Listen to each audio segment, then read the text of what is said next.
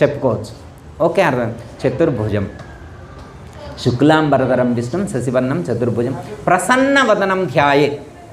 ఇది చాలా ఇంపార్టెంట్, ముఖ్యమైనటువంటి విషయం. ఎందుకు ఆయన దగ్గరకు వెళ్తున్నాం, ఆ దేవుడి దగ్గరికి ఎందుకు వెళ్తున్నాం అంటే ఆయన ప్రసన్నవదనుడై ఉంటాడు. ప్రసన్నవదనం అంటే ఒక అర్థం దయగలవాడు అని అర్థం. దయగల ముఖవర్చస్సు కలిగి ఉన్నటువంటి వాడు అన్న ఒక అర్థం చెప్తారు. ప్రశాంతమైనటువంటి వదనం కలిగి ఉన్నటువంటి వాడు, వారి యొక్క ముఖం ఎలా ఉంటుంది, ప్రశాంతంగా ఉంటుంది. ఎందుకు అక్కడికి వెళ్తాం, వారు ప్రశాంతంగా ఉంటారు కాబట్టే మనకు ప్రశాంతతను ఇవ్వగలరు. వారు ఎలా ఉంటారు, ప్రశాంతంగా ఉంటారు. మనం వెళ్తే మనకు ఆ ప్రశాంతతను ఇవ్వగలుగుతారు. ఎందుకంటే వాళ్ళ దగ్గర ఆ క్వాలిఫికేషన్ ఉంది, వాళ్ళ దగ్గర ఆ శక్తి ఉంది. వాళ్ళు అంత ప్రశాంతంగా ఉన్నారు కాబట్టే వెళ్ళినటువంటి వాళ్ళకి ఆ ప్రశాంతతను ఇవ్వగలుగుతారు. ఎందుకు, వాళ్ళ దగ్గర ఆ ప్రశాంతత వాళ్ళ దగ్గర ఉంది కాబట్టి వెళ్ళిన వాళ్ళకి పంచగలుగుతారు. సపోజ్ మీ ఇంట్లో పులిహార ఉందనుకోండి, లడ్డూలు ఇవ్వగలుగుతారా? మీ దగ్గర పులిహార ఉంది కాబట్టి వచ్చిన వాళ్ళందరికీ ఏమి ఇవ్వగలుగుతారు, మీ దగ్గర ఏది ఉంటే అది ఇవ్వగలుగుతారు. మీ దగ్గర ఏది ఉంటే అది ఇవ్వగలుగుతారు. ఇప్పుడు ఆ దేవుడి దగ్గర ఏముందని చెబుతున్నారు, ప్రసన్నవదనం, ప్రశాంతమైనటువంటి చిరునగవు కలిగి ఉన్నారు. నిరంతరం ఎలా ఉంటారు, చిరుమందహాసం చేస్తూ ఉంటారు, ప్రసన్నవదనలై ఉంటారు, చాలా ప్లెజెంట్గా ఉంటారు. ఇప్పుడు మనం అక్కడికి వెళ్ళామంటే ఎలా ఉండాలా, అంత ప్రసన్నవదనం మనకు ఏర్పడాలి. మీరు రోజు గుడికి వెళ్తున్నారన్నా, రోజు విష్ణు సహస్రనామాలు చదువుతున్నారన్నా, మీరు రోజు భక్తి పూజ చేస్తున్నారన్నా, ఒక మంత్ర అనుష్ఠానం చేస్తూ ఉంటే మీకు ఏమి రావాలి అంటే ఆ ప్లెజెంట్నెస్ రావాలి. ఇక ఆ ప్లెజెంట్నెస్ రాలేదనుకోండి, ఆ ప్రశాంతత మనకి రాలేదని, ప్రతి నిమిషం కూడా చిరుబురులాడుతూ కోపంతో ఉన్నామనుకోండి, ఇక దేవుడి దగ్గరికి వెళ్ళటం ఎందుకు? ఆ ప్రశాంతత రానప్పుడు ఆ మంత్రం చదవడం ఎందుకు, ఆ పూజ చేయడం ఎందుకు, ఇక ఉపయోగం ఏముంటుంది? వినాయకుడు పూజ చేస్తే ఏమి రావాలి మనకంటే ప్రశాంతత రావాలా. ఇక వినాయకుడు పూజ చేసినా కానీ మనకి ప్రశాంతత రాకపోతే ఇక పూజ చేయడం వల్ల ఉపయోగం లేదు. ఎందుకంటే మనం థియరీ పార్ట్నే ఫాలో అవుతున్నాం కానీ ప్రాక్టికల్స్ చేయటం లేదని అర్థం.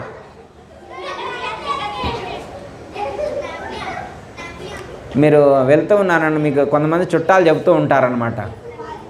ఊరికి వెళ్తున్నారనుకోండి, ఎవరైనా ఎదురయ్యారనుకోండి, ఇవాళ నీ పని కాదంటారు. ఇవాళ మీ పని ఏమిటంటే, ఆవు మొక్కం చూసినవా నువ్వు, ప్రొద్దునే ఊరికి పోయే ముందు ఆవు మొక్కం చూసినవా, ఇక ఆవు మొక్కం చూస్తే ఇక నీ పైన అయినట్టేలే, ఇక మీ అబ్బాయి కూర్చోకొస్తున్నాడు, ఇక పో అంటారు. అంటే ఏంటి అర్థం, ఆవు ముఖంలో ఉందా తేడా, ముఖంలో ఉందా ఆమెలో ఉందా అంటే, తేడా ఉన్న మనిషి ముఖాన్ని చూస్తే మనకి అలా కలుగుతుంది. అంటే ఇలా చెప్తారు. అంటే కొంతమంది చూడండి ఎప్పుడు ఏడుస్తూ ఉంటుంది, ముఖం అంతా ఏడుపు కొట్టు ముఖం లాగా ఉంటుంది అనమాట. నవ్వే రాదు వాళ్ళకి, ఇక భగవంతుడే, ఇక వాళ్ళు ఏం పూజ చేసినట్టు, హ్యాపీగా ఉండాలి, ఆనందంగా ఉండాలి. భగవంతుడు ఆనంద స్వరూపుడు. భగవంతుడు ఎలాంటి వాడు, ఆనంద స్వరూపుడు, ప్రశాంత స్వరూపుడు. ఎవరైతే భగవంతుడి దగ్గరికి వెళ్తారో వాళ్ళకు ఆనందం కలగాలి, ఆ ప్రశాంతత అనేటువంటిది సిద్ధించుద్ది. వారి దగ్గర ఉంది కాబట్టి అది మనకు ఇస్తారు, అవునా. ఇప్పుడు దాన్ని పొందే ప్రయత్నం మనం చేయాలి. అయితే ఎవరికి ఆనందం కలుగుద్ది, ఎవరికి ప్రశాంతత కలుగుద్ది అంటే, మనం అక్కడికి వెళ్ళిందే ప్రశాంతతనిమ్మని. ఎందుకో తెలుసా అండి, మనం ఆ శ్లోకంలో ఏమని చెప్తున్నాం, ఎందుకు మనకు ప్రశాంతత ఎప్పుడు వచ్చిందని చెబుతున్నాం తెలుసా? అర్థమైందా మీకు? ఈ శ్లోకం అర్థమైందా మీకు? ప్రసన్న వదనం ధ్యాయేత్ సర్వ విఘ్నోపశాంతయే. అయ్యా, నిన్ను చూస్తే మాకు శాంతం కలగట్లా, ఆనందం రావట్లా. ఎప్పుడూ మాకున్నటువంటి సర్వ విఘ్నాలను తొలగిస్తే మాకు ఆనందం. కాబట్టి అది చేసి పెట్టు తండ్రి, అది చేసి పెట్టు, నీకు దండం పెట్టమంటే పెడతాం, లడ్డూలు పెట్టమంటే పెడతాం, ఏదైనా చేస్తాం. మాకు ఆనందం లేకపోవడానికి కారణం ఏంటి? మిమ్మల్ని చూస్తే ఆనందం వచ్చింది అన్నారు కానీ రావట్లా. ఆ శ్లోకంలో చెప్పారు, మిమ్మల్ని చూడంగానే ఆనందం వచ్చిందని చెప్పారు కానీ నాకైతే రావట్లేదు. ఎందుకు రావట్లేదు? మాకు బొచ్చడు ప్రాబ్లమ్స్ ఉన్నాయి. నాకేమున్నాయి? బొచ్చడు ప్రాబ్లమ్స్ ఉన్నాయి. ఆ ప్రాబ్లమ్స్ క్లియర్ అయితే నాకు ఆనందం, అవునా కదా? మనకు ఆనందం ఎప్పుడు కలుగుద్ది? మనకు ఉన్నటువంటి విఘ్నాలు తొలగితే ఆనందం కలుగుద్ది. అందుకే దీంట్లో ఏమని చెప్తున్నారు? సర్వ విఘ్నోపశాంతయే, సమస్త విఘ్నాలను తొలగించు తండ్రి, అప్పుడు మాకు ప్రశాంతత ఆనందం అనేటువంటిది కలుగుతుంది. తండ్రి నీకు ప్రతి సంవత్సరం కూడా 9 కాబట్టే 11 రాత్రులు 12 రాత్రులైనా పూజ చేస్తా మీకు, మాకు మాత్రం అది కలిగించు, సమస్త విఘ్నాలు మాకు తొలగించు అని చెప్పి మనం వేడుకోవాలి. అయితే మనం ఇప్పుడు వేడుకున్నాం, ఏమని వేడుకున్నాం? మనకున్న విఘ్నాలన్నీ తొలగించు అని చెప్పి వేడుకున్నాం. మరి తొలగించేస్తాడా? మరి తొలగించాలిగా. మనం అప్లికేషన్ పెట్టినాం కదా, అప్లికేషన్ పెడితే ఇస్తారా? ఏడా ఒక ఆయన తిరుపతి వెళ్ళిండు, ఒక ఆయన తిరుపతి వెళ్ళినప్పుడే లిస్ట్ రాసుకొని పోయిండు ఏమేమి వాంటెడ్ లిస్ట్ అయితే. ఇప్పుడు డీమార్ట్కి వెళ్ళినప్పుడు, షాపింగ్ మాల్కి వెళ్ళినప్పుడు ఏమేమి కావాలో ఇంటికాడే లిస్ట్ రాసుకొని పోయినప్పుడు, ఇప్పుడు తిరుపతి వెంకటేశ్వర స్వామి దగ్గరికి వెళ్ళినప్పుడు కూడా లిస్ట్ రాసుకొని పోయిండు. ఈ లిస్ట్ తీసుకెళ్ళి దాంట్లో వేసిండు. దేంట్లో? హుండీలో. డైరెక్ట్గా అయ్యగారు తీసుకోవట్లేదు కాబట్టి హుండీలో వేసి వచ్చిండు. ఈయన ఇవ్వాల్సినటువంటి ఆ దక్షిణతో పాటు లేదా కట్న డబ్బులతో పాటు చీటీ కూడా, అప్లికేషన్ కూడా వెంకటేశ్వర స్వామికి ఇచ్చొచ్చిండు. ఇప్పుడు మరి వెంకటేశ్వర స్వామికి లిస్ట్ ఇస్తే శాంక్షన్ చేస్తారా చేయడా? ఏమో మరి చేస్తారా అంటున్నారు. మరి ఇప్పుడు పిల్లగాడికి ఉద్యోగం కావాలని రాసిన మందులో పిల్లగాడికి ఉద్యోగం రావాలని రాసిన ర్యాంక్లోని వచ్చిద్దా? రావట్లేదు. మనం లిస్ట్ అప్లికేషన్ అయితే పెట్టొచ్చినాం కానీ రావట్లేదు. అమ్మ తిరుపతిలో అప్లికేషన్ పెడితే శాంక్షన్ చేయటం లేదని చెప్పి శ్రీశైలం పోయిండు ఒక ఆయన. అక్కడ కూడా ఇదే అప్లికేషన్ అక్కడ ఇచ్చొచ్చిండు. శ్రీశైలంలో కూడా అప్లికేషన్ ఇచ్చొచ్చిండు.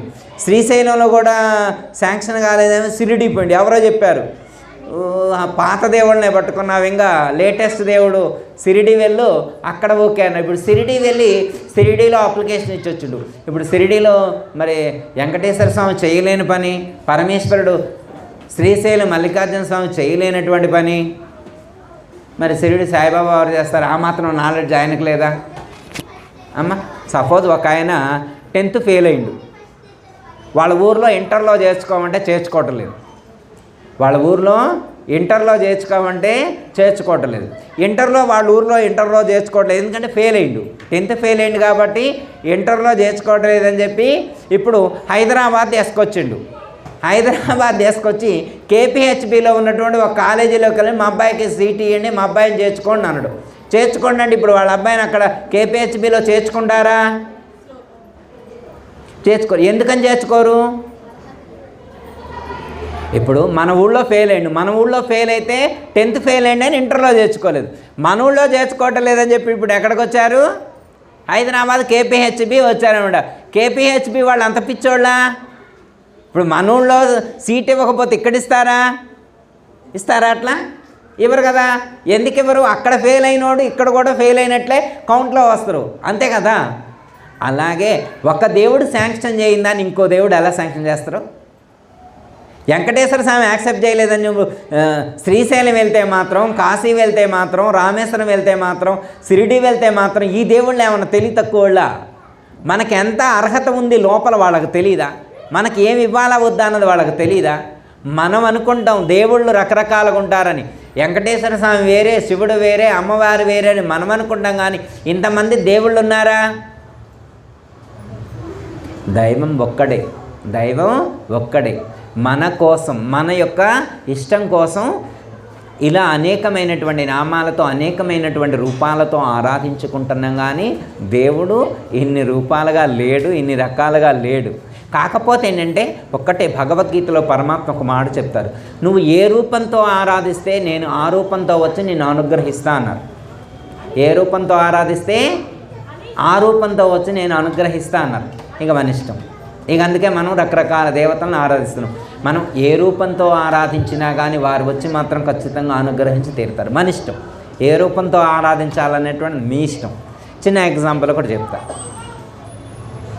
కొంతమంది ఫిక్స్ అయి ఉంటారు, ఇక మారరు అనమాట. ఇక ఆ దేవుడినే పట్టుకొని ఉంటారు. ఇప్పుడు మీకు ఆంజనేయ స్వామి తెలుసమ్మా? ఆంజనేయ స్వామి అంటే మామూలు దేవుడు కాదు. హనుమాన్ చాలీసాలో చెప్తారు, లేదా సుందరాకాండలో కానీ రామాయణంలో కానీ అద్భుతంగా చెప్తారు. పరాశర సంహితలోనైతే ఆంజనేయ స్వామి గురించి చాలా అద్భుతంగా వర్ణించారు. జయ హనుమాన జ్ఞాన గుణసాగరాన్ని కీర్తించారు తులసీదాస్ హనుమాన్ చాలీసా. అంటే ఏంటి అర్థం? జయ హనుమాన జ్ఞాన గుణసాగర అంటే జ్ఞాన గుణాలు అపారంగా కలిగి ఉన్నటువంటి వాడు. ఎన్ని గుణాలు ఉన్నాయంటే దేంతో పోల్చారు?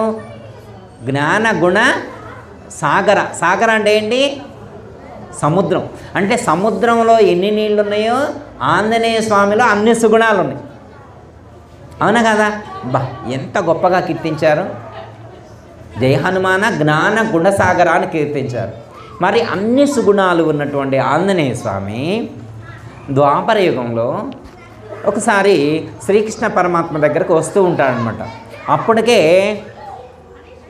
ఒక ప్రాబ్లం వస్తే గరుత్మంతుడను సుదర్శన చక్రం ఆంజనేయుడి దగ్గరకు వెళ్తే ఆ గరుత్మంతుని యొక్క అహంకారాన్ని, సుదర్శన చక్రం యొక్క అహంకారాన్ని, ఈ రెండింటి యొక్క అహంకారాన్ని కంట్రోల్ చేసి ఒక సంఖలో సుదర్శన చక్రాన్ని, ఇంకో సంఖలో గరుత్మంతుడిని పట్టుకొని వస్తూ ఉంటాడనమాట.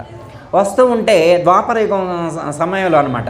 ఇప్పుడు మరి ఆంజనేయ స్వామిని కంట్రోల్ చేసే స్టెబిలిటీ ఎవరికి ఉంటుంది? మరి చిరంజీవి కదా ఆంజనేయ స్వామి అంటే. చిరంజీవి అంటే సర్వకాలాల ఎన్నో కలియుగంలో కూడా ఉన్నాడు. ఇప్పుడు చెప్తారు కదా, హిమాలయస్లో గంధమాదన పర్వతం దగ్గర ఆంజనేయ స్వామి ఇప్పటికీ సజీవంగా ఉన్నారు అని చెప్తారు కదా. అలాగే ఇప్పుడు ఆంజనేయ స్వామి గరుత్మంతుణ్ణి, సుదర్శన చక్రాన్ని రెండింటినీ చెరో సంకలో పెట్టుకొని తీసుకొని వస్తూ ఉంటారు. ఎలా కంట్రోల్ చేయాలో అర్థం కావట్లేదు. ఎవరు చెప్పినా వింటలేదు. అప్పుడు ఏమంటారంటే శ్రీకృష్ణ పరమాత్మ నేను చెప్తా అంటారు. ఇప్పుడు శ్రీకృష్ణ పరమాత్మ చెప్తే మాత్రం వింటాడా? అప్పుడేం చేస్తారంటే శ్రీకృష్ణ పరమాత్మ చెప్పినా వినేట్లు లేడని చెప్పి వాళ్ళు గుర్తేం చేస్తారంటే శ్రీకృష్ణ పరమాత్మకి రాముడు గెటప్ వేస్తారు. ఏం గెటప్ వేస్తారు? శ్రీరామచంద్రుడు గెటప్ వేస్తారు. మరి శ్రీరాముడు రెడీ అయ్యిండు, శ్రీకృష్ణ పరమాత్మ శ్రీరాముడుగా రెడీ అయ్యాడు. ఇప్పుడు సీతాదేవి రావాలి. ఎవరు వస్తారు? సీతాదేవి. సీతాదేవికి ఎవరు సెలెక్ట్ చేశారు? రాధాదేవిని సీతామాతగా సెలెక్ట్ అయింది. చాలామందికి వేశారు. రుక్మిణీదేవికి, భద్రాదేవికి, జాంబవతికి వీళ్ళందరూ గెటప్ వేస్తే సెట్ అవ్వలేదంట, ఆ లుక్ రాలేదట. రాధాదేవికి ఆ గెటప్ వేస్తే సీతాదేవిలా ఉందట. ఇప్పుడు ఇద్దరు అక్కడ కూర్చున్నారు. ఇప్పుడు ఆంజనేయుడు వస్తూ ఉన్నాడు. ఇప్పుడు అక్కడ ఎవరున్నారు? శ్రీరాముడు, సీత. నిజంగా వాళ్ళు శ్రీరాముడు, సీత ఈ జన్మలో, ఈ యుగంలో కాదు, పోయిన యుగంలో. కానీ ఈ యుగంలో ఇప్పుడు ఆంజనేయ స్వామి శ్రీకృష్ణుడు చెప్తే వినేట్లుండా? లేడు. ఇప్పుడు ఆంజనేయుడు ఎలా ఉన్నాడు? ఒక రూపానికి, ఒక నామానికి కట్టుబడి ఉన్నాడు. శ్రీరాముడు చెప్తేనే వింటాడు, ఇంకెవరు చెప్పినా విండు. ఆయన ఫిక్స్ అయిపోయిండు.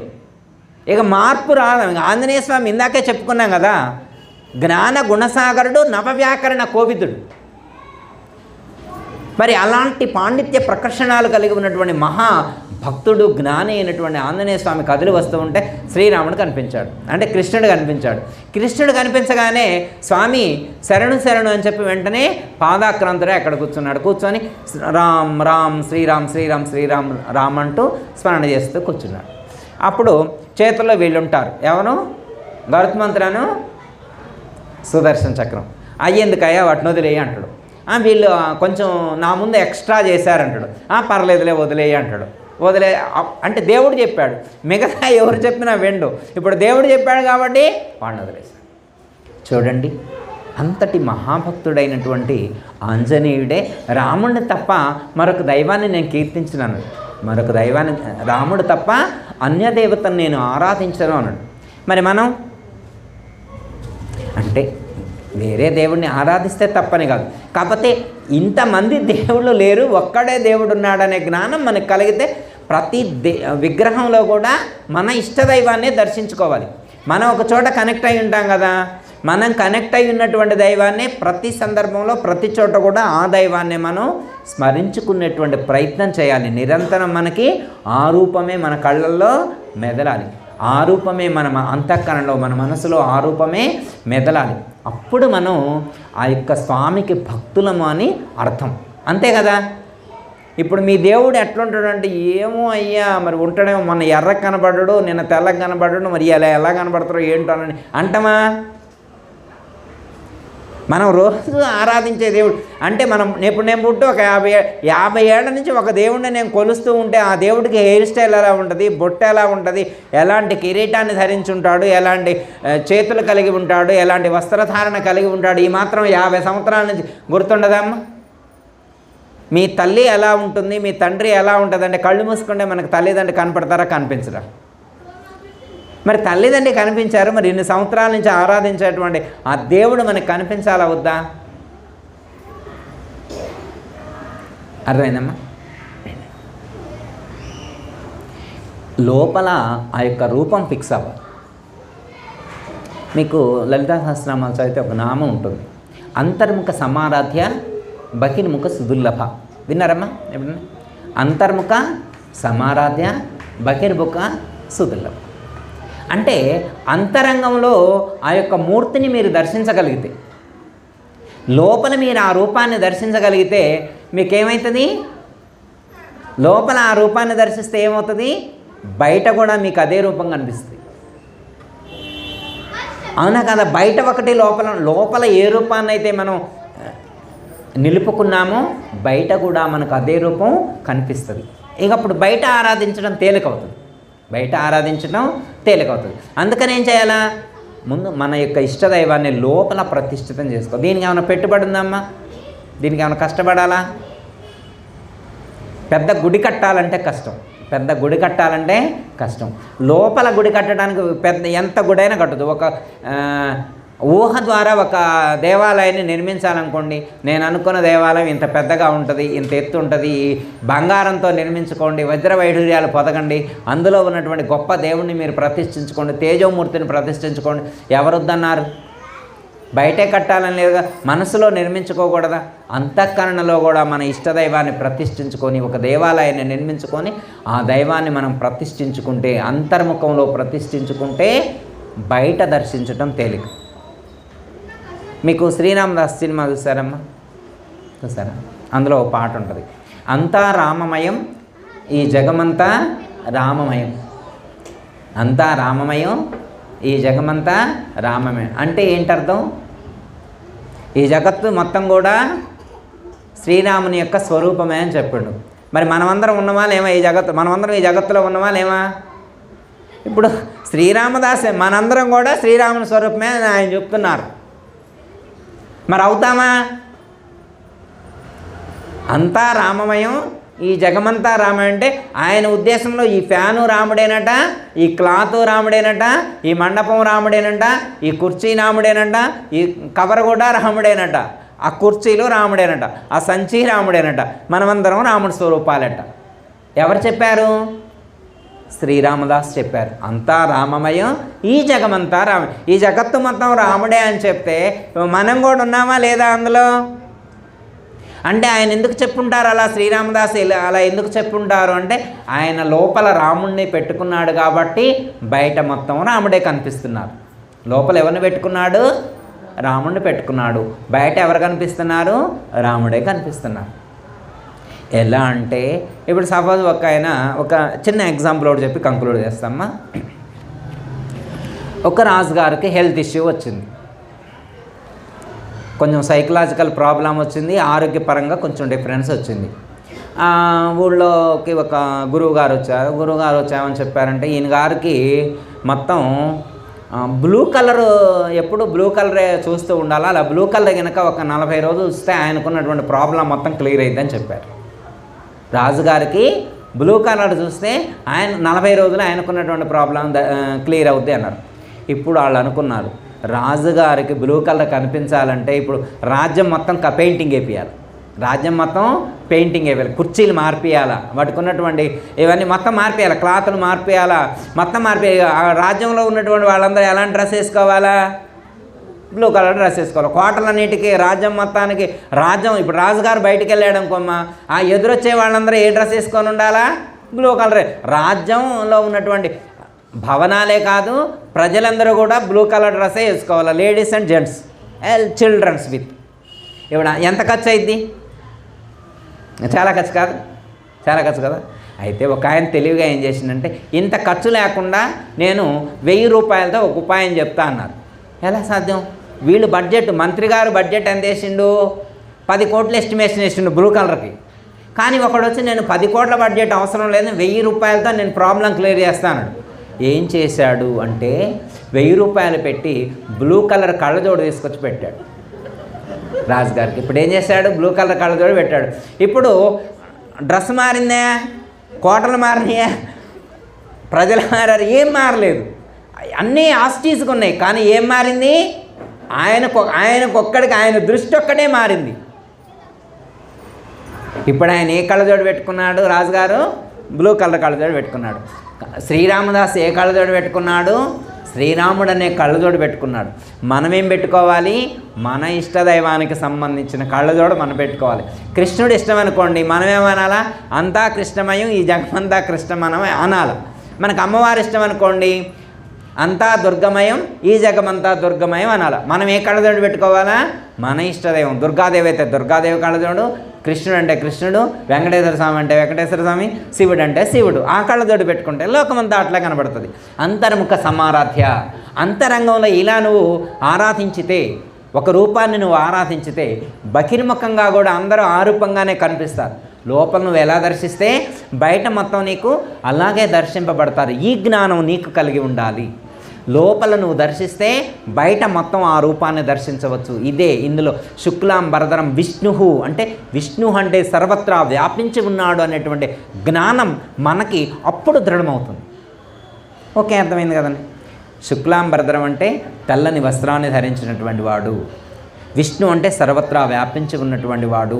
శశివర్ణం అంటే చంద్రుని వలె తెల్లగా ప్రకాశిస్తూ, తెల్లగా చల్లగా ప్రకాశిస్తూ వాళ్ళ దగ్గరకు వచ్చినటువంటి వాళ్ళందరినీ అనుగ్రహించేటువంటి వాడు. చతుర్భుజం, 4 విధాల శక్తి కలిగి ఉన్నటువంటి వాడు. మళ్ళా ప్రసన్నవదనం, నిరంతరం కూడా ప్రసన్నంగా ఉంటాడు, ప్రశాంతంగా ఉంటాడు. మీరు వినే ఉంటారు, ప్రశాంతతకు సంకేతంగా విష్ణుమూర్తిని చెప్తారు. ప్రశాంతత సంకేతంగా ఏమని చెప్తారు, విష్ణుమూర్తిని చెప్తారు. విష్ణుమూర్తికి సంబంధించిన ఒక్క శ్లోకం, ఒక్క లైన్ అని కంక్లూడ్ చేస్తాం. శాంతాకారం భుజగశయనం, విన్నారా మీ శ్లోకం? శాంతాకారం భుజగశయనం. భుజగశయనం అంటే ఆయన ఎక్కడో పడుకున్నంట, శాంతంగా ఉన్నాడు. ఆయన ఆకారం ఎలా ఉంది, శాంతంగా ఉంది. ఆయన ఎక్కడ పడుకున్నాడు, భుజగశయనం అంటే మంచి డన్లప్ పరుపు మీద పడుకొని ఉంటాడు. అవునా కదా, డన్లప్ పరుపు మీద పడుకున్నావు కాదు కదా, ఎక్కడ పడుకున్నావు? భుజగశయనం అంటే పాము మీద పడుకున్నాడు. పాము మీద పడుకొని కూడా ప్రశాంతంగా ఉన్నాడు ఆయన. ఎలా ఉన్నాడు, పాము మీద పడుకొని కూడా ప్రశాంతం. మన ఇంట్లోకి జర్రు వచ్చిందంటే ప్రశాంతంగా ఉంటామా మనం మంచం మీద కాదు, ఇంట్లోకి జర్రు వచ్చిందంటే, ఇంట్లోకి తేలు వచ్చిందంటే, ఇంట్లోకి పాము వచ్చిందంటే మన పైకి రావడం కాదు, ఇంట్లోకి వచ్చిందంటేనే ఆ ఇంట్లోకి పోరు. ఆ పామును పట్టుకొని బయటికి తీసుకొస్తేనే ఇంట్లోకి పోతాం తప్ప లేకపోతే ఇంట్లోకి వెళ్ళాం.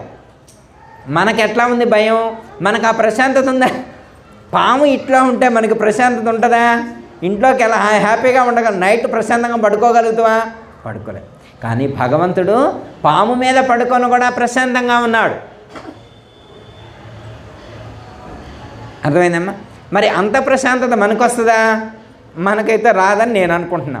వస్తే మీరు అంతటి అదృష్టవంతుల నేను అనుకుంటున్నా. వస్తే సంతోషం. అంటే పాము అనేటువంటిది వేదాంతంలో మరణానికి సంకేతంగా చెప్తారు. పాము అనేటువంటిది మరణానికి సంకేతంగా చెప్తారు. అంటే మరణం అనే పేరు వింటే మనిషి ఎవరైనా కానీ ఉలిక్కిపడతారు. ఈ ప్రపంచంలో మరణం అనే పేరుంటే ఉలిక్కిపడతారు. మరణమా, వస్తే రానండి మాకేంటండి అన్నాడు అనగలమా? ఎంతమంది ఉంటారా అనేవాళ్ళు? అసలు షుగర్ వచ్చిందంటేనే, బీపీ వచ్చిందంటేనే, కిడ్నీ ప్రాబ్లం వచ్చిందంటేనే నిద్రపోవట్లా. షుగర్ వచ్చిందంటే మనస్ఫూర్తిగా అన్నం తింటల్లా, టీ తాగట్లా. ఎందుకు? భయం అన్నమాట. ఏమైపోద్ది అంటే దగ్గర పడుతుందని అర్థం. దగ్గర పడుతుందా? ఏం దగ్గర పడుతుంది అన్నట్టు అంటే మనకి ఈ లోకంలో మరణం అంటే భయం. మరణించటం అంటే ఏంటి? ఆ పేరు వింటేనే భయం. మీరు వినే ఉంటారు, వెనకటి రోజుల్లో అయితే మనకు ఊర్లలో ఎవరైనా పరమాదించితే కార్డు తీసుకొస్తే వాళ్ళు డైరెక్ట్గా ఇంట్లోకి రారమ్మా. పెళ్లి కార్డు అనుకో డైరెక్ట్గా వస్తారు తీసుకొని ఇంట్లోకి, కానీ కార్డు తీసుకొని రారనమాట. దాన్ని గుర్తించడానికి ఇంకు రాస్తారు, బ్లూ కలర్ ఇంకు రాస్తారు అనమాట. కార్డు మామూలుగా జనరల్గా ఏం రాస్తారు? పసుపు కుంకుమ రాస్తారు శుభకార్యానికైతే. దీనికి బ్లూ కలర్ ఇంకు రాస్తారు. ఆ చాకలి తీసుకొని వస్తారు వాళ్ళు. తీసుకొని వచ్చి ఆ గుమ్మం ముందుండి ఇంట్లో వాళ్ళు బయటకు రాండి అని చెప్తారు, వీళ్ళు ఇంట్లోకి వెళ్ళరు, వాళ్ళు బయటకు వస్తారన్నమాట. ఇంట్లో వాళ్ళు బయటకు వచ్చి ఆ కార్డు తీసుకుంటారు. తీసుకున్న తర్వాత సంతోషిస్తారా? తింటారు, ఎమ్మట చించుతారు, తుత్తు అని ఊసి అక్కడ పెడతారు, బయటే పెడతారు. కొంతమంది అక్కడే డస్ట్బిన్లో వేస్తారు. ఎందుకు అర్థం? ఏంటి అర్థం అంటే భయం. ఆ మాట వింటే భయం అన్నమాట. వెన్నులో వణుకు పుట్టింది. మరణం అనే మాట వింటే వెన్నులో వణుకు పుట్టింది. అయితే ఈ ప్రపంచంలో మరణం లేకుండా ఉండగలమా? జాతస్య హి ధ్రువో మృత్యుర్ధ్రువం జన్మ మృతస్య చ అని చెప్పి భగవద్గీతలో శ్రీకృష్ణ పరమాత్మ చెప్పి, ఈ ప్రపంచంలో పుట్టిన ప్రతి ప్రాణి కూడా మరణించవలసిందే. మనం మరణం దిశగా అడుగులు వేస్తూ ఉన్నాం. మనకి ఈరోజు ఒక బర్త్డే చేసుకున్నామంటే ఏంటి అర్థం? హ్యాపీ బర్త్డే అంటాం. ఒక బర్త్డే చేసుకోగలోనే హ్యాపీ బర్త్డే అంటాం. అంటే ఒక సంవత్సరం హ్యాపీగా గడిచింది అని చెప్పుకుంటాం. కానీ మన జీవితం అనేటువంటి క్యాలెండర్లో ఒక సంవత్సరం కాలం పాఠం కట్ అయిపోయిందని అర్థం. అవునా కాదా? అంటే మన మన సాంప్రదాయంలో ఏంటంటే నెగిటివ్ని క్యాలిక్యులేట్ చేయరు, పాజిటివ్ని క్యాలిక్యులేట్ చేస్తాం కాబట్టి మనం ఇలా చెప్తాం. అవునా కదా? ఇంట్లో బియ్యం అయిపోయినాయి అనుకోండి, బియ్యం అయిపోయినాయి అని చెప్తారా? ఇప్పటి రోజులు అంటున్నారా? నాలెడ్జ్ లేక. వెనకటి రోజులు ఏమనేవాళ్ళు? నిండుకొన్నాయి అంటారు. బియ్యం నిండుకోవడం ఏంటి? అయిపోయినాయి అనే అర్థం, కానీ అయిపోయినాయి అని అనరు. నెగిటివ్ వర్డ్ వాడరు అనమాట.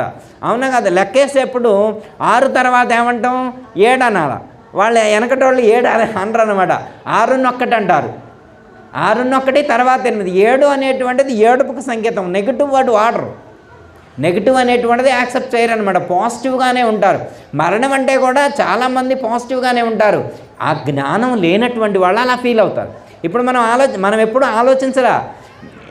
ఎందుకు ఆలోచించమంటే చాన్నాళ్ళు బ్రతుకుతా అని అర్థం. చాలామందికి నేను చాన్నాళ్ళు ఉంటాను, దానికోసం ఆలోచించేదేమని అనుకుంటాం. ఎవరైనా కానీ ఈ శరీరాన్ని విడిచిపెట్టి వెళ్ళవలసిందే అనే జ్ఞానం కలగాలి. మనకి లాస్ట్ రోజు నిమజ్జనం చేసే దాని యొక్క ఎసెన్స్ అదే అనమాట.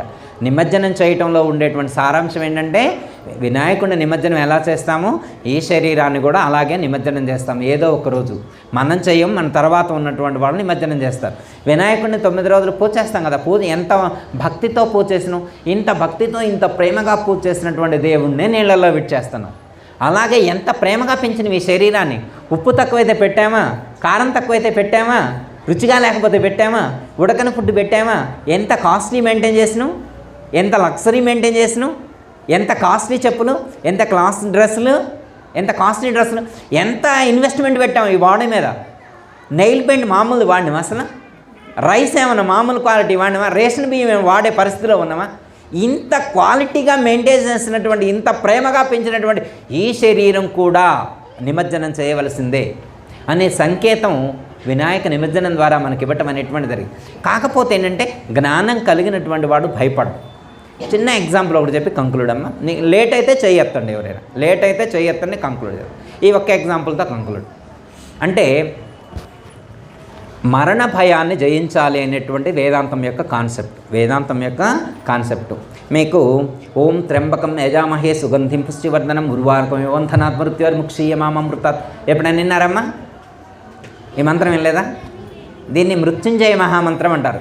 ఓం త్ర్యంబకం యజామహే సుగంధిం పుష్టివర్ధనం ఉర్వారుకమివ వంధనాత్ మృత్యోర్ముక్షీయమామృతాత్ అని మనకి చదువుతారనమాట. ఎవరికైనా హెల్త్ బాగలేకపోతే ఈ మంత్రం చదివిస్తారు, చాన్నాళ్ళు బ్రతకాలని. హెల్త్ బాగలేకపోతే వాళ్ళ పేరు మీద మృత్యుంజయ హోమం కూడా, మృత్యుంజయ యాగం కూడా చేపించడం అనేటువంటిది జరిగింది. అంటే ఓకే, మంత్రం చదివితే కంటే అర్థం తెలుసుకొని పాటిస్తే ప్రయోజనం ఎక్కువ ఉంటుంది. ఓకే, ఇది చేస్తూ ఉంటారు. చిన్న ఎగ్జాంపుల్, బ్రెజిల్ అంటే ఒక దేశంలో, అక్కడ 3వ ప్రపంచ యుద్ధం లేదా 2వ ప్రపంచ యుద్ధం ఆ టైంలో అక్కడ తిరుగుబాటు చేసేటువంటి వాళ్ళు ఎవరైతే ఉన్నారో వాళ్ళందరినీ తీసుకొచ్చి జైళ్ళలో పెట్టేశారు. ఇంకా చాలామంది ఖైదీలు మిగిలి ఉన్నారు, వాళ్ళందరినీ జైల్లో పెట్టాలి. పాత వాళ్ళతోటే జైళ్ళన్నీ నింపబడి ఉన్నాయి. ఇప్పుడు కొంతమందిని తీసుకొస్తున్నారు. వాళ్ళందరినీ జైల్లో పెట్టాలంటే ఏం చేయాలి? పాతోళ్ళని ఖాళీ చేయాలి. పాతోళ్ళని ఖాళీ చేయాలంటే వదిలిపెట్టడం కాదు వాళ్ళ ఉద్దేశం, పాతోళ్ళని చంపి కొత్తోళ్ళని వాటితో నింపాలి. ఇది వాళ్ళ కాన్సెప్టు. అయితే కొత్త వాళ్ళని చంపాలి అంటే మరి అందరిని చంపడానికి ఒకేసారి వాళ్ళకి టైం ఉండదు కదా. వాళ్ళకి టైం ఇచ్చారన్నమాట. ఈ టైంకి వీళ్ళని చంపేస్తామని వాళ్ళకి టైం ఇచ్చి వాళ్ళకి నెంబర్స్ ఇచ్చారన్నమాట. నెంబర్స్ వైజ్గా చంపడం ఇచ్చారన్నమాట. సపోజ్ ఒక జైల్లో 1000 మంది ఉంటే ఒకళ్ళకి 5వ నెంబర్ వచ్చింది, అట్లా చాలామందికి వస్తాయి. ఒక పిల్లవాడికి 5వ నెంబర్ వచ్చింది, అంటే చిన్న వయసు, కొత్తగా పెళ్ళయింది, 5వ నెంబర్ వచ్చింది అనమాట. ఒక ఆయనకి పెద్ద ఆయనకి 999వ నెంబర్ వచ్చింది. ఈ 5వ నెంబర్ వచ్చిన అబ్బాయి కూర్చొని ఏడుస్తూ ఉన్నాడు. రేపు ఉదయం నన్ను తీసుకెళ్తారు, రేపు ఉదయం నన్ను తీసుకెళ్తారు, రేపు ఉదయం నన్ను తీసుకెళ్తారు, నేను చనిపోతా అని ఏడుస్తూ ఉంటాడు. ఆ 999వ నెంబర్ ఆయన చూసి, ఏంట్రా ఏడుస్తున్నాడు, నాకు చావటం ఇష్టం లేదండి, బ్రతకాలని ఉంది అన్నాడు. నాకు చావటం ఇష్టం లేదు, బ్రతకాలని ఉంది అన్నాడు. సరే బై ఛాన్స్ రేపు కదా, రేపు అంటే ఎల్లుండో 2 రోజులు పట్టొచ్చు, మా అందరినీ చంపాలంటే టైం పట్టుద్ది, ఆ నెంబర్ నాకు ఇవ్వు, కొంచెం వెనకుంటావు కదా నువ్వు, నాకైతే ఏం ఫీలింగ్ ఏం లేదు, I am ready to death అంటాడు. సరే నెంబర్ తీసుకుంటాడు. 5వ నెంబర్ తీసుకొని 999వ నెంబర్ వాడికి ఇచ్చిండు. వాడు వెనక్కి కూర్చుండు. ఇప్పుడు హ్యాపీగా ఉన్నాడు, ఎందుకంటే వాడు ముందు చాలామంది ఉన్నారు, ఇంకా వాడు 999వ నెంబర్ కదా, ఇప్పుడు కొంత నేను వెనకబడ్డా కదా, చావటానికి వెనకబడ్డా కదా, ఓకే అని చెప్పి ఇప్పుడు హ్యాపీ మూడుతున్నాడు. అమ్మయ్య ఎలా ఉందిరా ఇప్పుడు ఫీలింగ్ ఎలా ఉందని అడిగిండు ఆ పెద్ద ఆయన. హ్యాపీగా ఉందన్నాడు, నాకు చాలా హ్యాపీగా ఉంది, పడుకుంటే హాయిగా నిద్ర పట్టేట్టుంది అన్నాడు. ఓకే సరే అన్నాడు. అన్న తర్వాత ఆ పెద్ద ఆయన ఆ రోజు తీసుకెళ్లారు, ఆయన చనిపోయాడు. 5వ నెంబరు అంటే 50వ నెంబర్ వరకు ఆ రోజు అయిపోయారు, ఫస్ట్ రౌండ్లోనే ఆయన అయిపోయారన్నమాట. అప్పుడు ఈ అబ్బాయికి కొంచెం బాధ అనిపించింది, అయ్యో అతను ఇలా చనిపోయాడే నా వల్ల అని కొంచెం ఫీల్ అవుతున్నాడు. కానీ ఆయన వెళ్ళేప్పుడు నవ్వుతూ వెళ్ళాడు, ఆ పెద్ద ఆయన నవ్వుతూ వెళ్ళాడు. వీడికి అర్థం కాల, ఏందిరా వీడు పోయేప్పుడు కూడా అంత హ్యాపీగా ఎలా పోగలిగాడు, అసలు వాడు కొంచెం కూడా భయం లేదే, వాడు ఫంక్షన్కి వెళ్ళినట్టు, పెళ్ళికి వెళ్ళినట్టు హ్యాపీగా వెళ్ళాడు. వాడు ఏదో స్వర్గలోకానికి వెళ్తున్నాడు, స్వర్గలోకం అడ్రస్ తెలుసుకొని స్వర్గలోకానికి వెళ్తున్నంత హ్యాపీగా వెళ్ళాడు. అలా మనం వెళ్ళగలమా? ఏమో, ఆ జ్ఞానం కలిగితే వెళ్తామేమో, అది వేరే విషయం. కానీ ఎందుకు వెళ్ళాడు ఆ పెద్ద ఆయన అనేటువంటి థాట్ ఈ పిల్లగాడికి మనసులో పడిపోయాడు. ఈ పిల్లగాడికి మనసులో అంత ధైర్యం ఎక్కడి నుంచి వచ్చింది అని చెప్పి ఆలోచిస్తూ ఉన్నాడు. ఈ లోపలనే ఆ దేశానికి స్వాతంత్రం వచ్చింది. ఆ జైళ్ళలో ఉన్నటువంటి తిరుగుబాటుదారులందరినీ కూడా విడిచిపెట్టారు. ఈ పిల్లగాడు కూడా బయటకు వచ్చిండు.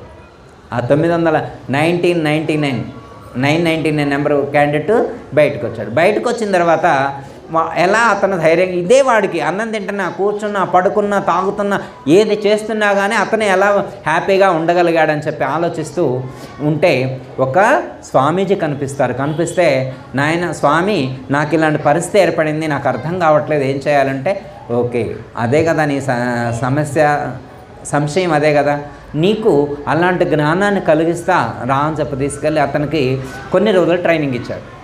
కొన్ని రోజులు మంత్ర అనుష్ఠానం, ప్రాణాయామం, ధ్యానం ఇవన్నీ నేర్పించాడు. ఇవన్నీ నేర్పించిన తర్వాత ఆ పిల్లగాడు కూడా ఇప్పుడు ఐఎమ్ రెడీ టు డెత్ అంటాడు. ఎలా సాధ్యం? ఆ పెద్ద ఆయన జైల్లో ఉన్నప్పుడు రెడీ టు అన్నాడు, ఈ పిల్లగాడు కూడా ఇప్పుడు రెడీ టు అంటున్నాడు. అలా ఎలా అనగలిగాడు? ఇప్పుడు రామకృష్ణ పరమహంసకు ముందే తెలుసు, స్వామి వివేకానందకు ముందే తెలిసి ఆ రోజు ఉదయమే వాళ్ళ కొలిక్స్ అందరిని పిలిచి వాళ్ళందరితో కలిసి కూర్చోబెట్టి పూజ చేసిన తర్వాత చెప్తాడనమాట వివేకానంద స్వామి, నేను లోపల వెళ్ళి ఇలా మాల తిప్పుతూ ఎక్కడైతే ఒక పూస కాడ ఆగిపోతుంది, తిప్పడం ఆగిపోతుంది, అప్పుడు నేను శరీరం నుండి నిష్క్రమించినట్లుగా మీరు గుర్తించి తదనంతరం కార్యక్రమాలు పూర్తి చేయండి అని చెప్పి స్వామి వివేకానంద చెప్పి వాళ్ళందరినీ, వాళ్ళ కొలిక్స్ అంటే వాళ్ళ సహచరులందరినీ పిలిపించి కూర్చోపెట్టి వాళ్ళ సమక్షంలో పూజ చేసి ధ్యానానికి కూర్చొని శరీరాన్ని విడిచిపెట్టాడు. ఎంతమంది అలా విడిచిపెట్టగలుగుతారు అంటే ఆయనకు తెలుసు కాబట్టి ఓకే. ఇప్పుడు ఆయనకు తెలుసు, లాస్ట్ డేటు లాస్ట్ టైం ఆయనకు తెలుసు కాబట్టి అలా చేశాడు. మనకు తెలుసా అంటే ఆ మార్గంలో ప్రయాణం చేసేటువంటి యోగులకి, జ్ఞానులకి, ఋషులకి అవన్నీ తెలుస్తాయి కాబట్టి వాళ్ళు ఫీల్ అవ్వరు. ఒక్కటే మాట ఏంటంటే, ఏది మరణించేది అనేటువంటి జ్ఞానం కలిగితే, అంటే ఏది శాశ్వతమైనది, ఏది మరణం లేనటువంటిది, ఏది మృత్యువు లేనటువంటిది అనే సత్యం తెలిసినటువంటి వాడు దుఃఖించడు. అర్థమైందమ్మా? ఈ శరీరం మార్పు చెందుతుంది కానీ ఈ శరీరంలో ఉన్నటువంటి ఆత్మ అనేటువంటిది మార్పు చెందేటువంటిది కాదు.